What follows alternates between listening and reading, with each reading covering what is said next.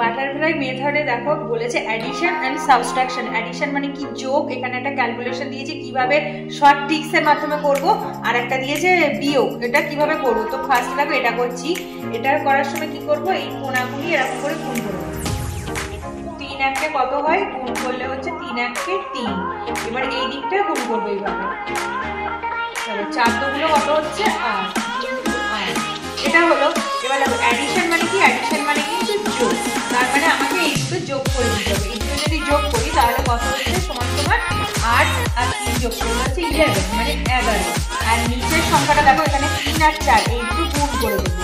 এই দুটো গুণ করলে কত হচ্ছে দেখো 4 3 12। তাহলে ক্যালকুলেশন করে কত পেলাম, এটা 11/12। এবার দেখো সাবট্রাকশন মানে বিয়োগ, বিয়োগটা কিভাবে করবো, এইভাবে কোনাকুনি ফার্স্টে গুণ করে দিচ্ছি, তাহলে 3 1 ইন্টু 3 হলো। এবার এই সাইড দিয়ে গুণ করছি, 5 গুলো হচ্ছে 10 হলো।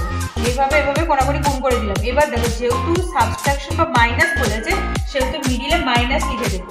তাহলে এখানে তার মানে 10 থেকে 3 বিয়োগ করলে কত হয় দেখো, 10 থেকে 3 বিয়োগ করলে হয় 7। আর নিচে দেখো নিচে যে সংখ্যাটা আছে সেটা গুণ করে দিতে হবে আগেরটার মতোই। তাহলে নিচে আছে 3 আর 5, তাহলে 5 আর 3 গুণ করলে হয়ে যাচ্ছে 15। এটা হলো অ্যাডিশন সাবট্রাকশনের এটা আনসার ক্যালকুলেশন করে।